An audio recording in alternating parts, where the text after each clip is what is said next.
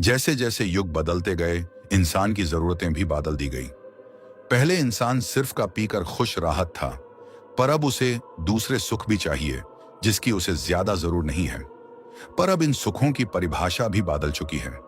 अब इंसान जानवर की तरह बनता जा रहा है, या फिर यूं कहें कि उससे भी बदतर, क्योंकि किस इंसान को आज के जमाने में किस चीज की आदत गजाए, यह कोई नहीं बता सकता।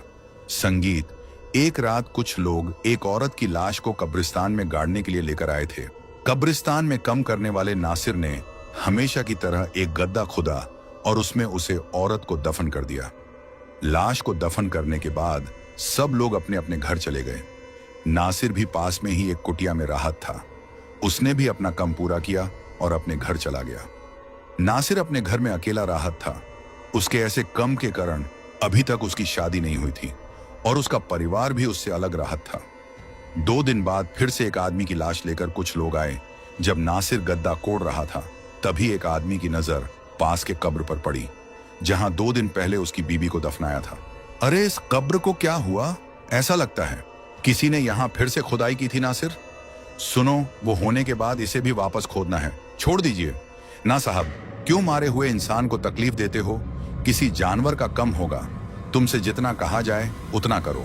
चलो जल्दी। उसे आदमी की लाश को दफन करने के बाद नासिर ने उसे आदमी की बीबी की कब्र फिर से खोदनी शुरू की। कब्र पूरी तरह खोदने के बाद सारे लोग डर गए।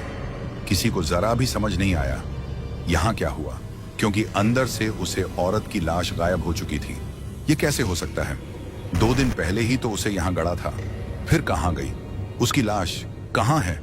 मुझे कुछ नहीं पता साहब, मैं भी 2 दिन बाद ही आया हूं। यहां ऐसा तो नहीं कि किसी ने लाश को चुराया हो, और कोई लाश क्यों चुराएगा? मुझे तो कुछ समझ नहीं रहा ये सब कैसे हो सकता है। हमें जल्दी से कुछ करना चाहिए। हम घर चलकर सोचते हैं कि क्या करना है। तब तक तुम घर चलो। नासिर, इसे वापस ढक दो और ध्यान रखो। सब लोग घर गए। कुछ दिन बाद एक बुढ़िया की मौत हो गई। सारे लोग जमा हो गए। मैं तो कहता हूं कि हमें इन्हीं घर के पास या फिर खेतों में दफना चाहिए। कब्रिस्तान से लेस चोरी हो रही है। मैं भी इस बार ठीक नहीं होगा। एक कम करते हैं, खेतों की तरफ जो बंजारा जमीन है उसमें दफनाते हैं। यह ठीक रहेगा। मैं अभी नासिर को फोन करके वहां पहुंचने के लिए कहता हूं। कुछ देर बाद सब लोग खेत में लाश को दफन करने वापस गए। चलो, कब्रिस्तान में ना सही, और वहां लाश सुरक्षित तो रहेगी सही। कहा तुमने? अब चलो। कुछ दिन बाद वो आदमी अपनी बीबी के कब्र देखने फिर आया, पर इस बार वो बगल वाली कब्र देखकर चौंक गया। इस आदमी की कब्र तो वैसी की वैसी ही है, तो फिर मेरी बीबी को क्या हुआ? वो इसी दुख में वापस आया तो उसने देखा कि सब लोग इकट्ठा हुए हैं। क्या हुआ? आज फिर कोई मां गया क्या नहीं? हमें किसी की नजर ग गई है, कुछ पता नहीं चल रहा। आखिर हमारे साथ ही ऐसा क्यों हो रहा है? लेकिन हुआ क्या?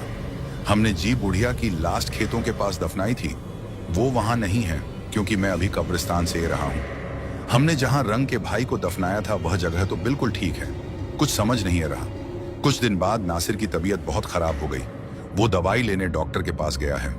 बहुत दोनों से कमजोरी महसूस हो रही है, और खून की उल्टियां तो रुक ही नहीं रही। खाने में कुछ अलग खाया था। अरे बाद में हो साहब, थोड़ी सी रोटी खाकर सो जाता हूं। डॉक्टर ने नासिर को अच्छी तरह से देखा और सारे टेस्ट किया। देखो नासिर, अभी कुछ कहना मुमकिन नहीं। मुझे भी ठीक से अंदाज नहीं है कि तुम्हें अल में क्या हुआ है। पर हाँ, एक बात है। डॉक्टर कहते कहते अचानक रुक गए। नासिर घर गया। क्या बात है डॉक्टर? क्या हुआ? तुम ज्यादा दिन जिंदा नहीं रहोगे, बस 1 या 2 हफ्ता। लेकिन यह कौन सी बीमारी है और मुझे कैसे हो गई? इसका पता तो टेस्ट के बाद ही चलेगा।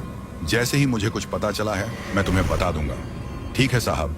कुछ दिन बाद रात के समय जब डॉक्टर अपने घर की ओर जा रहा था, तभी उसने कब्रिस्तान से कुछ आवाज सुनी। उसने ध्यान से देखा तो उसे पता चला कि कोई आदमी कब्र खोदकर लाश को अपने कंधे पर डालकर ले जा रहा है। लगता है ये वही लाश चोर है। यह अच्छा मौका है, आज इसे पकड़ना ही होगा। डॉक्टर भगत हुआ, कब्रिस्तान में गया, पर जब तक वह चोर तक पहुंचता, वह चोर वहां से लाश लेकर भाग चुका था। डॉक्टर ने पूरे कब्रिस्तान में घूमकर देखा, पर उसे वो चोर कहानी नजर नहीं आया। डॉक्टर निरसा होकर कब्रिस्तान से बाहर आने लगा। तभी उसकी नजर नासिर की कुटिया पर पड़ी। अंदर रोशनी थी। यह नासिर अब तक सोया नहीं, पता नहीं क्या कर रहा है। चलो अब यहां तक ही गया हूं, तो उसका हालचाल पूछ लेट हूं। वैसे भी बीमा है बेचारा।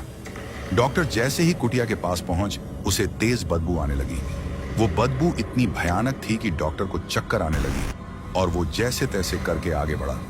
ये बदबू किस चीज की है पता नहीं। यह नासिर इस बदबू में कैसे राहत है, इसी की वजह से बीमा पड़ा होगा। डॉक्टर जैसे ही कुटिया के अंदर आया, डर के मारे उसके पर सुन पड़ गए। उसके मुंह से जरा भी आवाज नहीं निकली। डॉक्टर को अब पूरी बात समझ में आ गई। एक तो उसे बदबू सहन नहीं हो रही थी और दूसरी बात, वो बहुत डर गया था। वो वैसे ही लोगों के पास पहुंच संगीत व सब लाशें नासिर नहीं चुराई थी। मैं अभी अभी उसके घर से ए रहा हूं।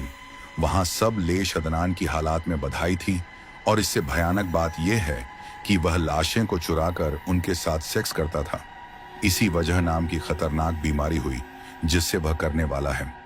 नासिर की सच्चाई जंग के बाद लोगों ने उसे पढ़कर इसकी कुटिया में मरते दम तक कैद किया और साड़ी लाशें को आदरपूर्वक फिर से दफना दिया।